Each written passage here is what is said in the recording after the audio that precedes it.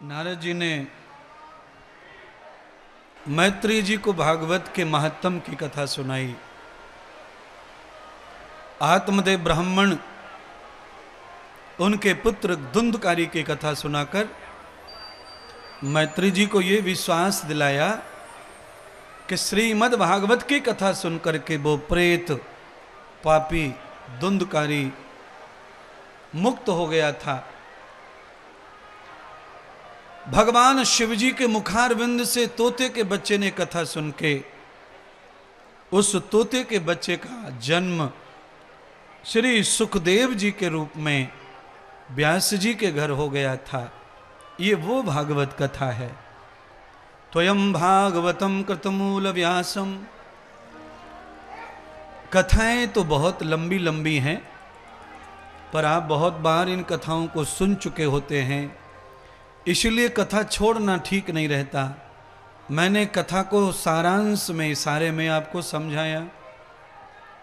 भागवत की कथा श्रवण करने से तोते का जन्म सुखदेव का हुआ। 7 दिन तोते ने अंडे में रहकर कथा सुनी।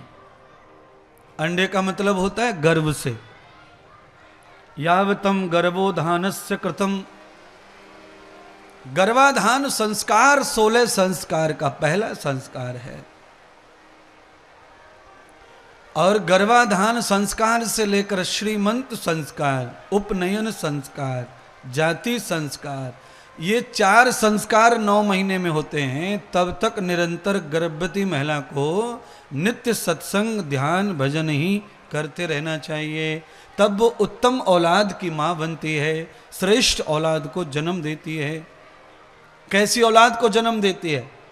अगर आपने ध्रुव और प्रहलाद की कथा निरंतर सुनी तो आपके बच्चे में ये लक्षण अवश्य आएंगे।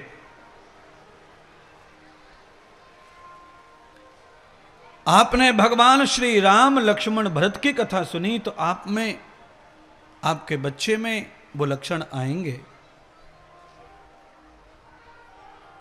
आप जिस तरह की बातें सुनते हैं वैसा ही रिएक्शन होता है शरीर का, बुद्धि का, खून का। आप अश्लील बातें सुनिए, आपकी बॉडी अलग रिएक्शन करेगी। आप किसी के दुख की बात सुनो, आपकी बॉडी अलग रिएक्शन करेगी। आप मजाक की बातें सुनो, बॉडी अलग रिएक्शन करेगी। जिस प्रकार की वार्ता आपके जेहम में जाती है, आपके अंदर वैसा रिएक्शन होता है, वैसा एक्शन होता है। आप उसी तरह का प्रोसेस प्रोग्राम तैयार करते हैं अपने मस्तिष्क से। इसीलिए कहा कि तम भागवतम कृतमूल व्यासम।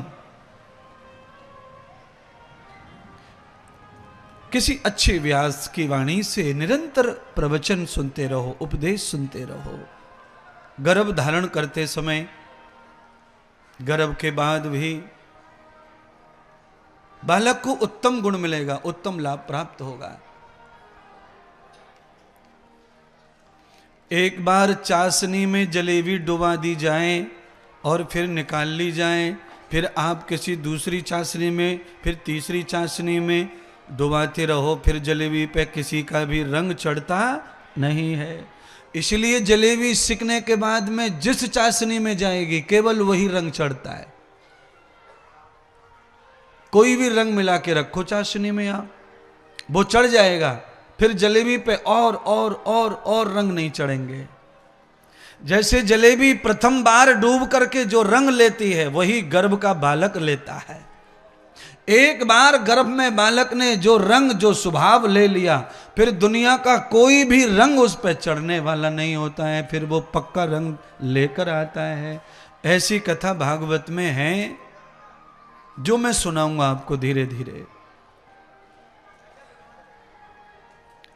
आज मैं आपको शॉर्ट में कथा बताई कि शिवजी कथा सुना रहे थे, पार्वती कथा सुन रही थी। कैसे पार्वती जी को आलस्य आया, उनका ध्यान टूटा, कथा तोते ने सुनी। तोते का उद्धार करके भगवान शिवजी स्वयं तोते में प्रवेश होकर के सुखदेव के रूप में व्यास जी के पुत्र बनकर आए। आभ्यांत देव आयंतु सुमनस्य मानः। वेद मंत्र, ऋग्वेद ये कह रहा है कि स्वयं भगवान महादेव से लेकर, नारायण से लेकर, ब्रह्मा जी से लेकर, ये तीनों देवता स्वयं हमारे शरीर में आना चाहते हैं। वो हमेशा ढूंढते रहते हैं कि कोई उन्हें ऐसी आत्मा मिले, ऐसी आत्मा मिले जिसमें बैठकर वो अंश अवतार ले लें, संसार में चले जाएं। आज तोते की आत्मा देखो कितनी निकोलस होती है, नालायक होती है, पर भागवत की कथा सुनकर के वही आत्मा इतनी श्रेष्ठ हो गई कि महादेव उसमें प्रवेश हो गए। तोता पक्षी है, फल खाता है, कीड़े भी खाता है, दो मुखी है।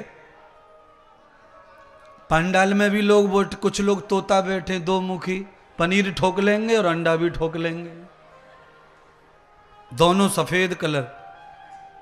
यानी पनीर खाने वाले को अंडा, अंडे वाले को पनीर।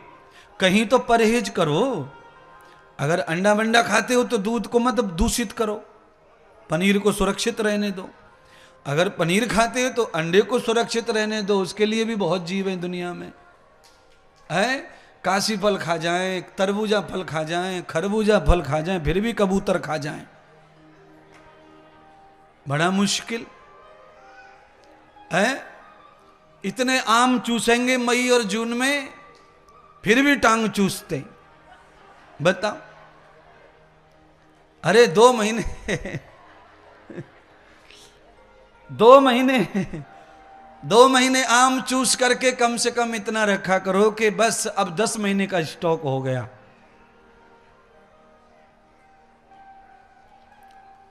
आप कहेंगे महाराज बचपन से आदत पड़ी है, 40 साल हो गए चूसते हो, कैसे छूटे?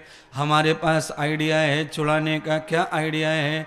अगर हड्डी ही चूसने की आदत है तो जिंदी हड्डी चूस लो, मरी छूट जाएगी। जिंदी हड्डी कैसे चूसे महाराज? घर में हमेशा पत्नी को बोल करके थोड़ा सा बढ़िया रसे वाला साग बनवाया करो और उसमें डूबा डुबा के रोटी खाया करो। रोटी के साथ में हर बार उंगली है, अपनी उंगली को चूस चूस करके बकरे की टांग का एहसास किया करो जिससे वो छूट जाए। उंगली हमेशा जिंदा भी रहेगी और अपनी है इसलिए शुद्ध भी है। धो के पहुंच के डिटॉल से हाथ तब रोटी खाते हैं अपन। कितना बढ़िया फार्मूला है, बोलो। सड़ा गला बीमार हड्डी चूसने से बेस्ट है कि अपने बारे में अपने को पूरा पता रहता है कि हमको कौन सी बीमारी है कौन सी नहीं है। और महाराज सुनिए, महात्मा इंद्रदेव ऐसे नहीं बोलते हंसी मजाक। अपनी उंगली अपना अंगूठा चूसने से पेट भरता है, ये ध्यान रखना। इसलिए छोटे छोटे बच्चों में आदत रहती है उंगली चूसने की, अंगूठा चूसने की। बच्चा अंगूठा चूस रहा हो तो उसे फिर मम्मी की याद भी आती। जैसे उंगली अंगूठा चूसने से बच्चे को मम्मी की याद नहीं आती, ऐसे तुमको मुर्गे की और बकरे की याद नहीं आएगी।